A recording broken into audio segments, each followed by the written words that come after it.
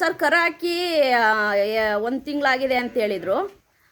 ನಿಮ್ಮ ಪ್ರಕಾರವಾಗಿ ಎಷ್ಟು ದಿನ ಆಗಿದೆ ಸರ್ ಇದು ಕರ ಹಾಕಿ? ತಿಂಗಳಿಗೆಲ್ಲ ನಿಮ್ದು ಗಲೀಜ್ ಒಂದಲ್ಲ 2-3 ತಿಂಗಳ ಮೇಲೆ ಅದೇ ಮತ್ತೆ ಗಲೀಜ್ ಬರ್ತಾ ಇರುತ್ತೆ, ನಿಮ್ಮ ಹಸಿಂದ ಬರ್ತಾ ಇದೆ. ಅದೇ ನಾನು ಅದಕ್ಕೆ ಅಂದೆ ಇಲ್ಲ 2 ತಿಂಗಳಾಗಿರ್ಬೋದು ಅಂತ ನಾನು ಹೇಳಿದೆ, 2-2.5 ತಿಂಗಳಾಗಿರ್ಬೋದು ಅಂತ. ಸರ್ ಇದು ಬರುತ್ತೆ ಸರ್. ನಾಟಿ ಕ್ರಾಸ ಇಲ್ಲ ಯಾವ್ದು ಸರ್ ಇದು? ಜರ್ಸಿನ ಇದು? ಹಾಂ ಜರ್ಸಿ. ಈಗ ಇದು ಎಷ್ಟು ತಿಂಗಳಾಯ್ತೆ ಸರ್ ಕರ ಹಾಕಿ? ಇದು 3.5 ತಿಂಗಳಾಗಿದೆ. ಇವಾಗ ಈಟಿಗೆ ಬಂದಿದೆಯಲ್ಲ ಸರ್? ಸರ್ ಒಂದು ಹಸು ಕರೆಕ್ಟಾಗಿ ಈಟಿಗೆ ಬರಬೇಕು ಅಂದ್ರೆ ಎಷ್ಟು ತಿಂಗಳು ಸರ್? 3 ತಿಂಗಳಿಗೆ ಕರೆಕ್ಟಾಗಿ ಈಟಿಗೆ ಬರುತ್ತೆ. ಹೌದಾ?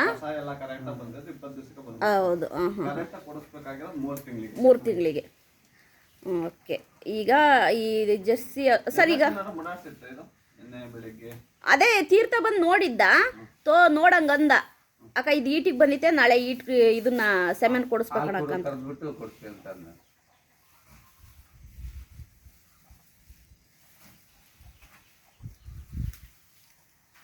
ಸರ್ ಈಗ ಇದು ಜರ್ಸಿ ಅಲ್ವಾ? ಈಗ ಇದಕ್ಕೆ ಜರ್ಸಿನೇ ಸೆಮೆನ್ ಕೊಡ್ತೀರಲ್ಲ ಸರ್? ಗಬ್ಬಾಯ್ತಾ? ಆಲ್ರೆಡಿ ಗಬ್ಬಾಯ್ತಾ? ಸೆಮೆನ್ ಬೇಡವಾ? ಓಕೆ. ನೋಡು ಅಲ್ಲ ಈಗ ನೋಡಿ ನಾವೀಗ ಸರ್ ನಾನು ನಿಮ್ದು ಒಂಚೂರು ಮಾಹಿತಿ ಈಗ ಕೇಳಬೇಕು ಸರ್. ನೋಡಿ ಸ್ನೇಹಿತರೆ, ಯಾವಾಗಲೂ ಅಷ್ಟೇ ಹಸುಗಳಿಗೆ ಸೆಮೆನ್ಸ್ ಕೊಡ್ಸತ್ತಿಗೆ ಫಸ್ಟು ಹಸಿನ ಗರ್ಭಕೋಶನ ಚೆಕ್ ಮಾಡಿಸಿ. ಅಕಸ್ಮಾತ್ ಅದು ನೋಡಿ ಈಗ ನಮಗೆ ಗೊತ್ತೇ ಇಲ್ಲ, ನಾವು ಸೆಮೆನ್ಸ್ ಕೊಡ್ಸೋಕ್ಕೆ ಅಂತ ಕರೆಸಿದ್ದು ತಂದ ಹಸು ಆಯಿತಾ, ನಿನ್ನೆ ತಂದಿದ್ದೀವಿ ಸೆಮೆನ್ಸ್ ಕೊಡ್ಸೋಕ್ಕೆ ಅಂತ ಕರೆಸಿದ್ದು. ಪಾಪ ನಾವು ಡಾಕ್ಟ್ರು ಕೈ ಹಾಕಿ ನೋಡಿ ಇಲ್ಲ ಕಣಮ್ಮ ಇದು ಆಲ್ರೆಡಿ ಗಬ್ಬಾಗಿದೆ ಅಂತಂದ್ರು. ಅದಕ್ಕೆ ಡಾಕ್ಟ್ರ್ ಇದ್ರ ಬಗ್ಗೆ ನೀವೇನು ಹೇಳ್ತೀರಾ? ಜನ ನೋಡು ಗೊತ್ತಿಲ್ಲದೆ ಸೆಮೆನ್ ತಂದಿರ್ತಾರೆ, ದುಡ್ಡು ಕೇಳಿದ್ ಕೊಟ್ಟಲ್ಲ ಕೆಲವರು, ಬಂದ್ ಚೆಕ್ ಮಾಡಿದ್ಕೆ ಇಷ್ಟು ದುಡ್ಡು ಕೇಳ್ತಾನೆ ಅಂತ. ಈಗ ಸೆಮೆನ್ ಮೂಗ್ ಪ್ರಾಣಿ ಬಾಯ್ ಬಿಟ್ಟು ಹೇಳಲ್ಲ. ಹೌದು ಕಷ್ಟ ಅದಕ್ಕೆ ಗೊತ್ತಿರುತ್ತೆ. ಹೌದು. ಈಗ ನಾವೇ ಸಾಯಿಸ್ದಂಗಾಗುತ್ತೆ. ಈಗ ಮಕ್ಕಳನ್ನ ಸಾಯಿಸ್ತೀವಲ್ಲ ಅದೇ. ಹೌದು ಸರ್, ಅದನ್ನೇ ನೀವು ಒಂದು ಹೇಳ್ಬಿಡಿ ಸರ್. ಯಾವಾಗ್ಲೂ ಒಂದು ಹಸುಗೆ ಸೆಮೆನ್ಸ್ ಕೊಡ್ಸ್ಬೇಕಾದ್ರೆ ಚೆಕ್ ಮಾಡಿಸ್ಬೇಕು ಡಾಕ್ಟರ್ ಹತ್ರ. ಗಬ್ಬಾದ್ರೂ ಹಾರ್ಮೋನ್ ವೇರಿಯೇಷನ್ ಇಂದ ಬಂದೇ ಬರ್ತವೆ. ಈಗ ನಿಮ್ ಹಸು ತಂದೆ ಈಗ ಕೋಳಿ ಮೊಟ್ಟೆ ಹೆಂಗ್ ಬರ್ತಾನೆ ಇದೆ ಸರ್, ಹಸುಗಳ ಮೇಲೆ ಹಾರಕ್ ಹೋಗುತ್ತೆ, ಅವಾಗ ಏನಾಗಿರ್ತಾವ ಗಬ್ಬಾಗಿರ್ತಾವ ಕೆಲವು. ಹೌದು. ಈ ಗಬ್ಬಾದ್ರೂ ಚಿನ್ನಾಟ ಆಡೋದು ಅದೇ ತರ ಮಾಡ್ತಾವ ಕೆಲವು. ಹೌದು. ಯಾವುದೇ ಕಾರಣಕ್ಕೂ ಚೆಕ್ ಮಾಡಿ ಸೆಮೆನ್ ಕೊಡಿಸ್ಬೇಕು. ನೋಡಿ ಡಾಕ್ಟರ್ ಹೇಳ್ತಾ ಇದಾರೆ ಕೆಲವು ಹಸುಗಳು ಏನಾಗಿರ್ತಾವ ಬಿಟ್ಟಿರ್ತೀವಿ, ಇಲ್ಲಿ ಮೇಯಕ್ ಬಿಟ್ಟಿರ್ತೀವಿ, ಓರಿಕರುಗಳು ಹಾರಿರ್ತವೆ, ಅವಾಗ್ಲೂ ಗಬ್ಬಾಗಿರ್ತವೆ. ಹೌದು ಸರ್, ಅದೊಂದು ಹೇಳಿ ಸರ್. ಗರ್ಭಕೋಶನ ಯಾವುದೇ ಹಸು ತಂದ್ರೆ ತಂದ ಹಸುಗಳದ್ದು ಯಾವುದೇ ಕಾರಣಕ್ಕೂ ಗೊತ್ತಿರಲ್ಲ, ಚೆಕ್ ಮಾಡಿಸ್ಲೇಬೇಕು. ಇವು ಬ್ರೀಡ್ ಇದೆಯಲ್ಲ, ಎಚ್-ಎಫ್ ಆಗಿರ್ಬೋದು, ಜರ್ಸಿ ಆಗಿರ್ಬೋದು, ನಿಲ್ಸಿದ್ಮೇಲೆ ಹಸು ಮೈತಾಣದು ಏನ್ ಸರ್, ಹಿಂಗ್ ಸಣ್ಣ ಗೀತಿ ಗಬ್ಬಾಯ್ತಿ ಅಂತ ಎಲ್ಲ ಮೈತಾಣ ಅಲ್ಲ ಬ್ರೀಡ್. ಮಾಲ್ಗಳು ಇದಾವಲ್ಲ, ನೀವು ಗಬ್ಬಾಗ್ತಿದ್ದಂಗ ಅವು ಒದ್ಕೊಂಡ್ಬಿಡ್ತಾವೆ. ಅಲ್ಲ ಈಗ ನೋಡಿ ನಾವು ನಿನ್ನೆ ತಂದಿದೀವಿ, ನಮಗೆ ಇದು ಗಬ್ಬಾಗಿದೆ ಅನ್ನೋದೇ ಗೊತ್ತಿಲ್ಲ. ಓಕೆ ಸರ್, ಹಾಗಾದ್ರೆ ಇದು ಗಬ್ಬಾಗಿದೆ. ಎಷ್ಟು ತಿಂಗಳಾಗಿದೆ ಸರ್ ಇದು ಗಬ್ಬಾಗಿ? 4 ತಿಂಗಳ 3 ತಿಂಗಳಾಗಿದೆ. 4 ತಿಂಗಳ 3 ತಿಂಗಳಾಗಿದೆಯಾ? ಓಕೆ. ಈಗ ಹಾಲು ಎಷ್ಟು ಬರ್ತಾ ಇದೆ? ಈಗ ಹಾಲು ಒಂದು 2.5 ಲೀಟರ್ ಕೊಡ್ತಾ ಇದೆ ಸರ್. ಕಮ್ಮಿ ಬರ್ತಾ ಇದೆ. ಸ್ವಲ್ಪ ದಿನ ಕರೆದು ಬಿಡೋದು. ಹೌದಾ? ಎಷ್ಟು ತಿಂಗಳು ಕರಿಬೇಕು ಸರ್? 7 ತಿಂಗಳು. 7 ತಿಂಗಳಾಗ ತನಕ ಕರೀದು. ಹೌದು. ಸೆಮೆನ್ ಕೊಟ್ಟಿದ್ದು ಡೇಟ್ ಇಲ್ಲ, 1 ತಿಂಗಳು ಹೆಚ್ಚು ಕಮ್ಮಿ ಬಿಟ್ಟರು ನಡೀತಿತ್ತಲ್ಲ. ನೀವು ಎಷ್ಟು ಬೇಗ ಬಿಡ್ತೀರಿ ಅಷ್ಟು ಕರು ಬೆಳವಣಿಗೆ ಆಗುತ್ತೆ. ಹೌದಾ? ಕರುನ ಹೆಂಗನ್ನ ಗೊತ್ತಿಲ್ಲ ಅದು. ಏನಾರ ಆಗಿಲ್ಲ ಮತ್ತೆ ನೆಕ್ಸ್ಟ್ ಹಾಲು ಚೆನ್ನಾಗ್ ಬರುತ್ತಲ್ಲ. ಜಾಸ್ತಿ 7-8 ತಿಂಗಳು ತನಕ ಕರೋದ್ರೆ ಕರ ಇಷ್ಟೇ ಇರುತ್ತೆ, ಕಮ್ಮಿ ಬರುತ್ತೆ. Okay sir, okay. ಬದುಕಬೇಕಲ್ಲ. ಈಗ ಇನ್ನು ಈ ಡೇಟ್ ಇಂದ ಎಷ್ಟು ತಿಂಗಳು ಕರಿಬಹುದು? ಇಲ್ಲಿಂದ ಒಂದು 4 ತಿಂಗಳು 4 ತಿಂಗಳು ಕರಿಬೋದಾ? 3 ತಿಂಗಳು ಈ ಡೇಟ್ ಇಂದ 4 ತಿಂಗಳು. ಇಲ್ಲಿಂದ ಏನಾಗುತ್ತೆ, ನೀವು ತೀನಿ ಕೊಡ್ತಾ ಇರ್ತೀರಿ, ತೀನಿ ಮೇಲೆ ಹಾಲು ಬರ್ತಾನೆ ಇರುತ್ತೆ. ಹೌದು. ಈಗ ನೀನು ಜಾಸ್ತಿ ಊಟ ಮಾಡಿ ಜಾಸ್ತಿ ಕೆಲಸ ಮಾಡ್ತೀವಿ, ಇಷ್ಟು ಊಟ ಮಾಡಿ ಸ್ವಲ್ಪ ಕೆಲಸ ಮಾಡೋದಕ್ಕೆ ಸುಸ್ತಾಗುತ್ತೆ. ಹೌದು. ನಿಮ್ ತೀನಿಗೆ ಏನಾಗುತ್ತೆ ಕೊಡ್ತಾನೆ ಇರ್ತಾವ ಈ ಹಸುಗಳು. ಅದಕ್ಕೆ ಸಿಂಧಿ ಹಸ ಅನ್ನೋದು. ನಾಟಿ ಹಸುಗಳು ಇನ್ನೇನ್ ಮೇವ್ ಹಾಕಿರೋ ಅಷ್ಟೇ ಕೊಡೋದು. ಆದ್ರೆ ಗಬ್ಬ ಅರ್ಧ ಲೀಟರ್ 1 ಕಪ್ ಹಿಂಗ್ ಬಂದು ಒತ್ಕೊಂಡ್ಬಿಡುತ್ತೆ. ಹಂಗಲ್ಲ, ತೀನಿ ಕೊಡ್ತಾನೆ ಇರೋ 2.5 ಲೀಟರ್ ಕಂಟಿನ್ಯೂ ಕೊಡ್ತಾನೆ ಇರುತ್ತೆ. ಹಾಕುತ್ತೆ ಹೆಚ್ಚು ಕಡಿಮೆ. ಈಗ ಹಾಲ್ನು ಕರಿತಿರುತ್ತೆ, ಯಾಕಂದ್ರೆ ನೀವು ತೀನಿ ಕೊಡ್ತಿರ್ತೀರಿ, ಹಾಲು ಕೊಡ್ತಾ ಇರುತ್ತೆ, ನಾಡ್ದೆ ಕರ ಹಾಕ್ಬಿಡುತ್ತೆ. ಆ ತರನ ಆಗೋ ಚಾನ್ಸಸ್ ಇದೆ ಇವು. ಹಂಗಾಗಿ ಇವನ್ನ ಏನ್ ಮಾಡ್ಬೇಕು, ಡೇ ಬೈ ಡೇ ಗಬ್ಬ ಆಯ್ತು ಅಂದ್ರೆ ಲಿಮಿಟ್ ಮಾಡ್ಬೇಕು ಮೇವ. ಈಗ ನೀವು ದುಡ್ಡು ಈಗ ಹಾಕಿರ್ತೀನಿ ಮೈ ಮೇಲೆ ಬರುತ್ತೆ, ಹಾಲು ಕಮ್ಮಿ ಕೊಡ್ತಾ ಇರುತ್ತೆ, 2 ಲೀಟರ್ ಕೊಡ್ತಾ ಇರುತ್ತೆ. ನೀವು ಅದ್ರಕ್ಕೆ 3 kg ಬರೋ ಅಂತದ್ದು ಬೂಸ ಆಗಿರ್ಬೋದು, ಹಿಂಡಿ ಆಗಿರ್ಬೋದು, ಮಿಕ್ಚರ್ ಆಗಿರ್ಬೋದು, ಇವೆಲ್ಲ ಕೊಟ್ರೆ ಏನಾದ್ರೆ ಮೈ ಮೇಲೆ ಬರುತ್ತೆ. ಮೈ ಮೇಲೆ ಬರುತ್ತೆ ತಾನೆ. ಈಗ 2 ಲೀಟರ್ ಅಲ್ಲಿಗೆ 60 ರೂಪಾಯಿ, 60-70 ರೂಪಾಯಿ ಸಿಕ್ತು. 100 ರೂಪಾಯಿಂದ ಒಂದ್ ಹೊತ್ತಿಗೆ ಹಾಕಿದ್ರೆ ಏನ್ ಸಿಗುತ್ತೆ? ಆಮೇಲೆ ನಿಮ್ದು ಹಾಲು ಕರಿಯೋದಾಗ ಬರೀ ಬೂಸೋದು ನಾನು ಹೇಳಿದ್ ಮೇವು, ಆಮೇಲೆ ಮೈ ತೊಳೆಯೋದು ಅದೆಲ್ಲ ಮಾಡ್ಬೇಕು. ನೀವು ಮೇವು ಆಗಿರ್ಬೋದು, ಬೂಸ ಆಗಿರ್ಬೋದು. ಸರ್ ಈಗ ಏನ್ ಗೊತ್ತಾ, ಈಗ ಒಂದು ಜರ್ಸಿ ಹಸು ಆಗ್ಲಿ ಯಾವುದೇ ಹಸು ಆಗ್ಲಿ, ಈಗ ಒಂದು ಸಂತೆಯಲ್ಲಿ ಇಟ್ಕೊಂಡ್ ಬರ್ತೀವಿ ಅಂದ್ರೆ ಫಸ್ಟ್ ನಾವು ಡಾಕ್ಟರ್ ಹತ್ರ ತೋರಿಸ್ಬೇಕು ಇದೇನು ಗಬ್ಬ ಆಗಿದೆಯೋ ಇಲ್ವೋ ಅಂತ. ಈಗ ನೋಡಿ ನೀವು ಬಂದು ನೋಡೋತ್ತಿಗೆ ಗೊತ್ತಾಯ್ತು ನಮಗೆ ಅದು ಗಬ್ಬ ಆಗಿದೆ, ಅದಕ್ಕೇನು ಸೆಮೆನ್ಸ್ ಕೊಡ್ಸೋದ್ ಬಿಟ್ಟು. ಕೆಲವರು ಏನ್ ಮಾಡ್ತಾರೆ ಗೊತ್ತಾ, ಏನ್ ಡಾಕ್ಟ್ರಿಗೆ ಒಂದು 100 ರೂಪಾಯಿ ಫೀಸ್ ಕೊಡೋಕೆ ಯಾಕೆ ಅಂತ. ಗಬ್ಬ ಆದ್ರೆ ಶೈನಿಂಗ್ ಬರುತ್ತೆ ನೋಡ್ರಿ, ಶೈನಿಂಗ್ ಬರುತ್ತಲ್ಲ, ಮಿಂಚಾಗುತ್ತಲ್ಲ, ಇದೆಲ್ಲ ಕೂದಲೆಲ್ಲ ಉದುರಿ ಬಿಡುತ್ತೆ ನೋಡ್ರಿ. ಹೌದು ಈ ಪಟ್ಟೆ ನಯಸ್ಸಾಗುತ್ತೆ. ಆ ಹಸುಗಳು ಇದ್ವಲ್ಲ ಅವು ಕೂದಲು ಒಯ್ಕೊಂತವೆ,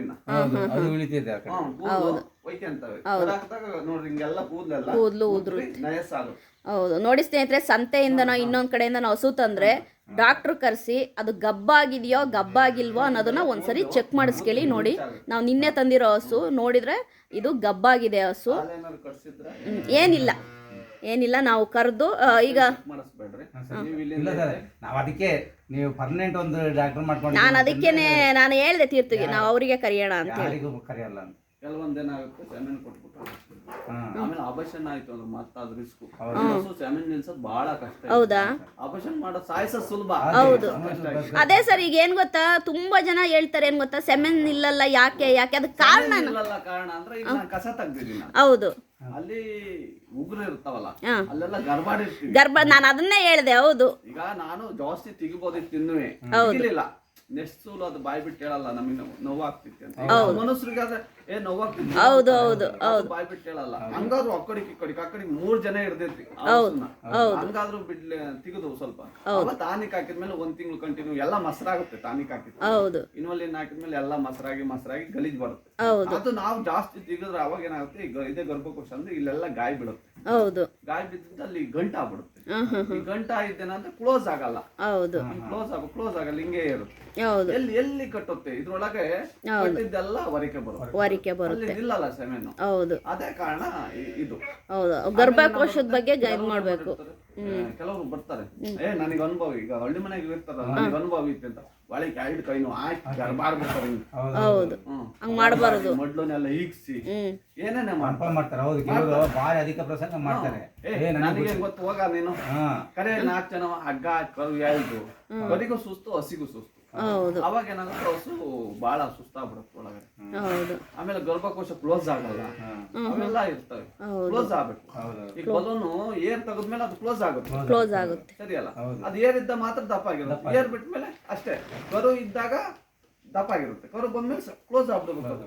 ಕೆಲವೊಂದು ಕ್ಲೋಸ್ ಆಗಲ್ಲ, ಯಾಕಂದ್ರೆ ಒಳಗಡೆ ಗರ್ಭಾಡ ಇರ್ತೀವಿ, ಗುಳ್ಳೆ ಗಾಯ ಆಗ್ಬಿಡುತ್ತೆ. ಅದೇ ತರ ಹಾಗಾಗಿ ಸೆಮೆನ್ಸ್ ನಿಲ್ಲಲ್ಲ. ಆಮೇಲೆ ಏನಾಗಿರುತ್ತೆ, ಕಸ ಪಸ ಅವೆಲ್ಲ ಹಾಕಿರಲ್ಲ ಕರೆಕ್ಟ್ ಆಗಿ.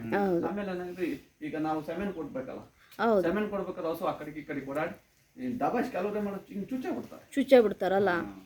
ನಾನು ಅವತ್ತು ಇಂಜೆಕ್ಷನ್ ಕೊಡ್ಬೇಕಾದ್ರೆ ನೋಡಿರಲ್ಲ, ಹಿಂಗ್ ಚುಚ್ಚಿದ್ದು ಹಿಂಗ್ ತೆಗ್ದು ಚುಚ್ಚಬಾರ್ದು.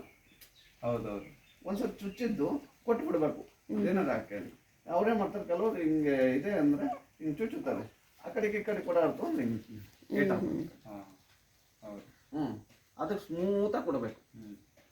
ಕೆಲವು ಹಸುಗಳು ಆ ಕಡೆಗೆ, ಅದಕ್ಕೆ ಕೆಲವು ಹಸುಗಳಿಗೆ ಹಗ್ಗ ಹಾಕ್ಸ್ಕೊಂಡು ಅವಾಗ ಏನಾಗುತ್ತೆ, ಈಗ ಒಂದು 4 ಸತಿ ಕೊಡ್ತೀವಿ, ಅವಾಗ ಏನಾಗಿರುತ್ತೆ, ಅಲ್ಲಿ ಇನ್ಫೆಕ್ಷನ್ ಆಗಿರುತ್ತೆ ಒಳಗಡೆ, ಗಾಯ ಆಗಿರ್ಬೋದು, ಗುಂಡ. ಈಗ ನಮಗೆ ಜಸ್ಟ್ ಒಂದು ಒಳಗಡೆ ಗುಳ್ಳು ಬರುತ್ತೆ, ಅದು ಒಳಗೆ ಬಹಳ ಸ್ಮೂತ್ ಇರುತ್ತೆ, ಅದು ಚುಚ್ಚಿದಾಗ ಇನ್ನೆಷ್ಟು ನೋವಿರುತ್ತೆ. ಅದೇನಾಗುತ್ತೆ, ಅಲ್ಲಿ ಗುಳ್ಳೆ ಬಂದಿರುತ್ತೆ, ಅದು ನಿಲ್ಲಲ್ಲ. 10 ಸತಿ 20 ಸತಿ ಕೊಟ್ಟರು ನಿಲ್ಲಲ್ಲ. ಅವಾಗ ಏನ್ ಮಾಡ್ತೀವಿ, ಅದು ಗಾಯ ಇರುತ್ತಲ್ಲ, ಅದು ಒಣಗಕ್ಕೆ ಔಷಧಿ ಹಾಕ್ತೀವಿ. ಜನಕ್ಕೆ ಪೇಷನ್ಸ್ ಇಲ್ಲ. ಈಗ ಹೊಟ್ಟೆ ತೊಳಸ್ಬೇಕು, ಕೊಡಿಸ್ಬೇಕು, ಅಲ್ಲಿ ಡೇಟ್ ಹೋಗುತ್ತೆ, ಆಮೇಲೆ ನನಗೆ ಹಾಲು ಕಮ್ಮಿ ಬರುತ್ತೆ ಅಂತ ಹೊಸ ಮಾರ್ಬಿಡ್ತಾನೆ ಅವನು. ಅವಾಗ ಬೇರೆ ಮನೆಗೆ ಹೋಗ್ತಾ, ಅವನು ಹೊಟ್ಟೆ ತೊಳಸಿ, ಅವನು ಬೇಡಪ್ಪ ಇದು ನಿಲ್ತಾ ಇಲ್ಲ, ಮತ್ತೆ ಅವನು ಕೊಡ್ತಾ ಹೋಗಿ ಅದು ಕೊನೆಗೆ ಒಂದಿನ ಕಡುಪಿಗೆ ಹೋಗಿ ಅಷ್ಟೇ. ಅವಾಗ ಏನ್ ಮಾಡ್ಬೇಕು, ಇದು ಹೊಟ್ಟೆ ತೊಳಸ್ಬೇಕು, ಅವಾಗ ಅದೆಲ್ಲ ಗುಣ ಆಗುತ್ತೆ, ಔಷಧಿ ಹಾಕ್ತೀವಿ. ಅದೆಲ್ಲ ಗುಣ ಆದ್ಮೇಲೆ ಅವಾಗ ಸೆಮೆನ್ 20 ದಿನಕ್ಕೆ ಬರುತ್ತೆ. ಆ 20 ದಿನ ಬಿಟ್ಟು 20 ದಿನ ಕೊಡ್ಬೇಕು. ಅದೆಲ್ಲ ಗಲೀಜು ಬರಬಾರ್ದು. ಅವಾಗ ಬಬಲ್ಸ್ ಬರುತ್ತೆ, ಇದು ವೈಟ್ ಲೋಳೆ ಬರುತ್ತೆ, ಬಬಲ್ಸ್ ಬರುತ್ತೆ. ಆ ಬಬಲ್ಸ್ ಎಲ್ಲ ಬರಬಾರ್ದು. ಬಬಲ್ಸ್ ಬಂತು ಅಂದ್ರೆ ಅಲ್ಲಿ ಇನ್ಫೆಕ್ಷನ್ ಆಗಿದೆ ಅಂತ. ವೈಟ್ ನೀರು ದಾರ್ದಂಗೆ ಈ ಕೋಳಿ ಮಟ್ಟ ಒಟ್ಟ ಪ್ಲಕ್ ನಂಗೆ ಬರುತ್ತಲ್ಲ ಆ ಥರ ಬರುತ್ತೆ. ಈಗ ಸೆಮೆನಿ ಬಂದ್ರೆ ಹೆಂಗಾನು ಬರುತ್ತೆ. ಇದು ನೋಡಿ ಮಡ್ಲು ಬಾಲ ಮುಚ್ಕೊಂಡಿದೆ, ಆ ತರ ಮುಚ್ಕೊಂಡಿರಲ್ಲ. ನಿಮ್ದು ಕರು ಹಾಕ್ಬೇಕಾದ್ರೆ ಯೂಟ್ ಆಗಲ್ಲ ಇದ್ವಲ್ಲ ಮಡ್ಲು, ಇಷ್ಟಾಗಲ್ಲ ಇದ್ವಲ್ಲ ಅಷ್ಟಾಗಲ್ಲ ಆಗುತ್ತೆ. ಆಮೇಲೆ ಇದಿದೆಯಲ್ಲ ಇದು ಬರುತ್ತೆ ಪೂರ್ತಿ ಕೆಂಪು ರಕ್ತ ಇರುತ್ತಲ್ಲ ಆ ತರ ಹಿಡ್ಕೊಂಡ್ರಲ್ಲಿ ತೋರಿಸ್ತೀನಿ ನಾವು ಬರೋಣ. ತೋರಿಸಿ ಸರ್. ಇದೆಯಲ್ಲ ಪೂರ್ತಿ ರೆಡ್ ಆಗುತ್ತೆ ನೋಡ್ರಿ. ಇದು ವೈಟ್ ಮುರ ಇದೆ, ವೈಟ್ ಮುರ ಇದೆ, ವೈಟ್ ಮುರ ಇದೆ. ಈಟಿ ಬಂದ್ರೆ ಈ ತರ ಪೂರ್ತಿ ರೆಡ್ ಕೆಂಪುಗಾಗುತ್ತೆ. ಆಮೇಲೆ ಇಲ್ಲಿ ಜಸ್ಟ್ ಹಿಂಗ್ ಮುಟ್ಟಿ ಹಿಂಗಂದ್ರೆ ಸಾಕು ಅಂಟ್ರಿಸುತ್ತೆ. ಓಕೆ, ಲೋಳೆ ಲೋಳೆ ಅದು ಅಂಟ್ರಿಸಿದೆ ಸೆಮೆನ್ ಬಂದಿದೆ, ಸೆಮೆನಿಗೆ ಬಂದಿದೆ ಅಂತ. ಆಮೇಲೆ ಕೆಲವು ಏನಾಗಿರುತ್ತವೆ ಗಬ್ಬಾಗಿರ್ತವೆ. ಗಬ್ಬಾಗಿದ್ದ ಕರಿದ ಮೇಲೆ ಗಲೀಜು, ಎಕ್ಸೆಸ್ ಆಫ್ ಹೀಟು. ಈಗ ನಾವು ಎಕ್ಸೆಸ್ ಆಫ್ ಹೀಟ ಬಂದ್ರೆ ಯೂರಿನ್ ಎಲ್ಲ ಯೆಲ್ಲೋ ಕಲರ್ ಬರುತ್ತಲ್ಲ ಅದೇ ತರ ಇವಕ್ಕೂ ಆಗುತ್ತೆ. ನೀವು ಬಂದಾಗ ಇಲ್ಲ ಈಟಿಗೆ ಚೂರು ತೇಗೋದು, ಎಕ್ಸೆಸ್ ಆಫ್ ಹೀಟಿಗೆ ಲೋಳೆ ಬರೋದು ಅದೆಲ್ಲ ಬರೋದಲ್ಲ ಅವು, ಅದಕ್ಕೂ ಇದೇ ತರನೇ ಬರುತ್ತೆ. ಅವಾಗ ಏನಾಗ್ತದೆ ಕೆಲವರು ಬಡರ್ಸಿರ್ಬೋದಲ್ಲ ಇಲ್ಲಿ ಲೋಳೆ ಹಿಂಗ್ ಬಂದಿತ್ತಲ್ಲ ಅಂತ ಕೆಲವರು ಸೆಮೆನ್ ಕೊಡಿಸ್ತಾರೆ. ಆ ತರ ಮಾಡಬಾರ್ದು. ಓಕೆ, ಹಲೋ ಅವಾರ್ ಇರ್ತದೆ, ಆ ಕರುಗಳ ಬೆಳವಣಿಗೆ ಕಮ್ಮಿ ಬರುತ್ತೆ. ಹೌದು, ನಮ್ದು ಸೈಜ್ ಅಂದ್ರೆ ಇದ ನೋಡ್ರಿ, ಇಷ್ಟಪ್ಪ ಇದ್ರೆ ಇಷ್ಟು ತಿಂಗಳು, ಇಷ್ಟಪ್ಪ ಇದ್ರೆ ಇಷ್ಟು ತಿಂಗಳು, ಇಷ್ಟಪ್ಪ ಇದ್ರೆ ಇಷ್ಟು ತಿಂಗಳು ಅಂತ ಹೇಳ್ತೀವಿ. ಕೆಲವೇನಾಗುತ್ತೆ ಈ ನಾಟಿ ಕರುಗಳು ಇಲ್ಲಿ ಮೇಯ್ತಾ ಇರ್ತಾವಲ್ಲ, ಅಮೃತ ಮಾಲ್ ಕರುಗಳು, ಅವು ಹಿಂಗ್ ಮೇಸಕ್ ಹೋದಾಗ ಆರಿ ಬರ್ತವೆ. ಅದು ಕನ್ಸೆಪ್ಷನ್ ಆಗಿ ಅದು ಗಬ್ಬ ಕಟ್ಟೋದು. ಅದ್ರ ಬೆಳವಣಿಗೆ ಏನಾಗುತ್ತೆ 5 ತಿಂಗಳಾದ್ರೂ ಇಷ್ಟೇ ಇರ್ತವೆ. ಪೀಚ್ ಕರುಗಳು ಆಗ್ತವೆ, ಲೆಂತ್ ಇರಲ್ಲ. ಈ ಕರುಗಳು ಯಾಕಂದ್ರೆ ಕರೆಕ್ಟ್ ಮೇಂಟೆನೆನ್ಸ್ ಇರಲ್ಲ. ಆಮೇಲೆ ಪ್ರಾಯಿಗೆ ಬರ್ದಲೆ ಅದು ಅಲ್ಲು ಮಾಡ್ದಲೆ ಈ ವಸಿ ಮೇಲೆ ಆರಿರುತ್ತೆ. ಅವಾಗ ಕರು ಬೆಳವಣಿಗೆ ಕಮ್ಮಿ ಇರುತ್ತೆ. ಅವಾಗ ಏನಾದ್ರೆ ಪೀಚ್ ಕರ ಇಷ್ಟು ಬೆಳವಣಿಗೆ ಏನಾಗುತ್ತಲ್ಲ ಹೈಟು ಇರಲ್ಲ. ಏನಾದ್ರೆ ದಿನ 9 ತಿಂಗಳು ತುಂಬಿರುತ್ತೆ. 9 ತಿಂಗಳು ತುಂಬಿದ್ಮೇಲೆ ಕರು ಪೀಚ್ ಕರುನಾರ ಇರ್ಲಿ ದೊಡ್ಡ ಕರುನಾರ ಇರ್ಲಿ ಹೊರಗೆ ಬಂದೇ ಬರುತ್ತೆ. ಅವಾಗ ಏನಾಗುತ್ತೆ ಪೀಚ್ ಕರು ಹಾಕಿದಾಗ ಏನಾಗುತ್ತೆ ಇದು ಬೆಳವಣಿಗೆ ಮೇಲೆ ಏನಿರ್ತವಲ್ಲ ನೀವು ಒಂದ್ ಸ್ವಲ್ಪ ನಿಲ್ಸಿಬಿಡೋದು ಉತ್ತಮ. ಅವಾಗ ಏನಾಗುತ್ತೆ ಸ್ಟ್ರೆಂತ್ ಕರು ಬೆಳವಣಿಗೆ ಆಗುತ್ತೆ. ನೆಕ್ಸ್ಟ್ ಹಾಲು ಇಂಪಾರ್ಟೆಂಟ್. ನಾವು ಫುಡ್ ಕೊಡೋದು ನೀವು ಕಮ್ಮಿ ಮಾಡಬೇಕು. ಇವಾಗ ಇದಕ್ಕೆ 4 ತಿಂಗಳಾಗಿದೆಯಲ್ಲ, ನಾವು ನಿನ್ನ 4 ತಿಂಗಳು ಕರಿಲ್ಲ ಸರ್, ಹೆಂಗೆ? ಅಲ್ಲ ಕಮ್ಮಿ 4 ತಿಂಗಳಲ್ಲ, ಒಂದು 3 ತಿಂಗಳು ಕರಿಲ್ಲ. ಫೀಡ್ ಕಮ್ಮಿ ಮಾಡಿ ಹಾಲು ಕ್ರಮೇಣ ಕಮ್ಮಿ ಆಗ್ತಾ ಬಂದಾಗ ಕಂಪ್ಲೀಟ್ ನಿಲ್ಲಿಸಬೇಕು ಅಂತ ಹೇಳ್ತಾರೆ. ಈಗ ನಿಮ್ಮ ಹತ್ರ ನೀವು ಫೀಡ್ ಜಾಸ್ತಿ ಕೊಟ್ಟಷ್ಟು ಕೊಡ್ತಾ ಇರುತ್ತೆ. ಹೌದು, ನೀವು ಫೀಡ್ ಕಮ್ಮಿ ಮಾಡ್ತಾ ಬಂದ್ರೆ ಹಾಲು ಫೀಡ್ ಕಮ್ಮಿ ಮಾಡಿದ್ರೆ ಪೂರ್ತಿ ಕಮ್ಮಿ ಅಲ್ಲ, ಇಷ್ಟ ಹಾಕ್ಬಾರ್ದು. ಫೀಡ್ ನಿಮಗೆ ಹೇಳಿದ್ ನಾವು 1 ಡಬ್ಬ ಕೊಡಿ ಸರ್, 1 ಡಬ್ಬ ಕಂಟಿನ್ಯೂ ಕೊಡ್ತಾ ಇದ್ದೀನಿ ಸರ್, ಮೇವು ಚೆನ್ನಾಗಿ ಕೊಡ್ತಾ ಇದ್ದೀನಿ ಸರ್, ಹಂಗಿದ್ರು 1 ಲೀಟರ್ ಬಂದೈತಿ ಸರ್, ಸ್ಟಾಪ್ ಅಂದ್ರೆ ಎಷ್ಟು ಸ್ಟಾಪ್ ಮಾಡ್ಬೇಡ್ರಿ. 2 ಟೈಮ್ ಕರೆಯೋದು 1 ಟೈಮ್ ಬರ್ರಿ. 1 ಟೈಮ್ ಒಂದು 15 ಸಲ ಕರೆಯೋದು ಸರ್, 1 ಟೈಮ್ ಕರೆದ್ರು 1 ಲೀಟರ್ ಬರ್ತೈತಿ ಸರ್ ಅಂದ್ರೆ ಸ್ಟಾಪ್ ಮಾಡಿ ಅಷ್ಟೇ. ಹೌದು, ಈಗ 3 ಲೀಟರ್ ಕೊಡ್ತಾ ಇದೆ ಸರ್. 1 ಟೈಮ್ ಮೊದಲು ಸರಿ ರೀ ಅಂತಂದ್ರೆ ಇನ್ನೂ ಟೈಮ್ ಇದೆಯಲ್ಲ. ಓಕೆ, 4 ತಿಂಗಳು ಗೊತ್ತಾಗುತ್ತಲ್ಲ, ಅವಾಗ ನಿಮಗೆ ಗೊತ್ತಾಗುತ್ತೆ ಹೊಸ ಮೈ ಆಗೋದು. ಸರ್ ನಾನು ಎಷ್ಟೇ ಬೂಸ ಕೊಟ್ಟರು ಇದಕ್ಕೆ ಏನಾದ್ರೆ ಇದು ಲಿಮಿಟ್ ಬಾಡಿ, ನೀವು ಬಾಡಿ ವೇಟ್ಗೆ ನೀನು 1 ಮುದ್ದೆ ತಿಂತೀವಿ ಅಂದ್ರೆ ಎಲ್ಲರೂ ಸಣ್ಣ ಮಕ್ಕಳು 1 ಮುದ್ದೆ ತಿನ್ಬೇಕು ಅಂತೀವಿ. ಅದ್ರ ಬಾಡಿ ವೇಟ್ ಅದಕ್ಕೂ ಇದ್ರ ಬಾಡಿ ವೇಟ್ಗೆ ಓಕೆ ಸರ್, ತುಂಬಾ ಥ್ಯಾಂಕ್ಸ್ ಸರ್. ಗೊತ್ತಾತಲ್ಲಮ್ಮ, ಈಗ ಸೆಮೆನ್ನಿ ಬರೋದಾದ್ರೆ ರೆಡ್ ಬರುತ್ತೆ, ಹೌದು, ಲೋಳೆ ಬರುತ್ತೆ ಅಷ್ಟೇ. ಆಮೇಲೆ ಕೆಲವೊಂದು ಗಬ್ಬಾದ್ರೂ ಹಾರ್ಮೋನ್ ವೇರಿಯೇಷನ್ ಇಂದ ಹಾರಾಡೋದು. ಸರ್ ಈಟಿ ಬಂದು ಸಿಂಟಮ್ಸ್ ತೋರಿಸ್ತಾ ಇದೆ ಸರ್, ನೀವ್ ಹೆಂಗ್ ಗಬ್ಬ ಐತಿ ಅಂತೀರಿ, ಅದು ಹಾರ್ಮೋನ್ ವೇರಿಯೇಷನ್ ಇಂದ ಗಬ್ಬಾದ್ರೂ ಹಾರಾಡ್ತಾವಲ್ಲ. ಈ ಹಸುಕ್ಕೆ ಹಿಂದೆ ಕಪ್ಪುದ ಹಸು ಅದೇ ಈಗ ಹಾರಾಡ್ತಾ ಇದೆ, ಅದ್ರ ಮೇಲೆ ಹಾಕೋದೆಲ್ಲ ಮಾಡ್ತವೆ. ಹೌದು, ಈಗ ಕರೆಕ್ಟ್ ಕಸ ಎಲ್ಲ ಗಲೀಜ್ ಬಂತು ಅಂದ್ರೆ ಈಗ ನಮಗೆ ಆಗಿದೆ ಎಲ್ಲ ಕಾಯಿಲೆ ಇಲ್ಲ ಅಂದ್ರೆ ಆಟ ಆಡಕ್ ಹೋಗ್ತೀವಿ, ಕಾಯಿಲೆ ಇದ್ರೆ ಮನೆ ಮಾಡ್ಕೊಂತೀವಿ ಅಷ್ಟೇ. ಆದ್ರೆ ಕೆಲವು ಹಸುಗಳದ್ದು ಕಸ ಎಲ್ಲ ತೆಗ್ದಿರ್ತೀವಿ, ಗಲೀಜೆಲ್ಲ ಹೋಗಿರುತ್ತೆ, ಆಕ್ಟಿವ್ ಆದಾಗ ಹಾರಾಡ್ತವೆ. ಅವಾಗ ಕೆಲವೊಂದು ಸೆಮೆನ್ನಿಗೂ ಬರ್ತವೆ. ಒಂದೇ ಅದೆಲ್ಲ ಗಲೀಜ್ ಹೋಗ್ತವ್ರು 1 ತಿಂಗಳಿಗೆ ಸೆಮೆನ್ನಿ ಬರ್ತವೆ. 1 ತಿಂಗಳಿಗೆ ಸೆಮೆನ್ ಕೊಡಿಸ್ಬಾರ್ದು, 3 ತಿಂಗಳು ಕಂಪಲ್ಸರಿ, ಕರೆಕ್ಟ್ 3 ತಿಂಗಳು. ಹೌದು, ಕಂಪಲ್ಸರಿ 3 ತಿಂಗಳು ಆಗ್ಲೇಬೇಕು. ಕೆಲವೊಂದು 2.5 ತಿಂಗಳಾಗಿರೋದು ಸಹ ಕೊಟ್ಬಿಡ್ರಿ ಅಂತ. ಅವಾಗ ಏನಾಗುತ್ತೆ ಗರ್ಭಕೋಶ ಇನ್ನು ಕ್ಲೀನ್ ಕ್ಲೋಸ್ ಆಗಿರಲ್ಲ. ಕ್ಲೋಸ್ ಆಗಿ ಇದು ಕರು ಬಂದಿರುತ್ತಲ್ಲಮ್ಮ ಅದೆಲ್ಲ ಇಷ್ಟಪ್ಪ ಇರುತ್ತೆ ಗರ್ಭಕೋಶ.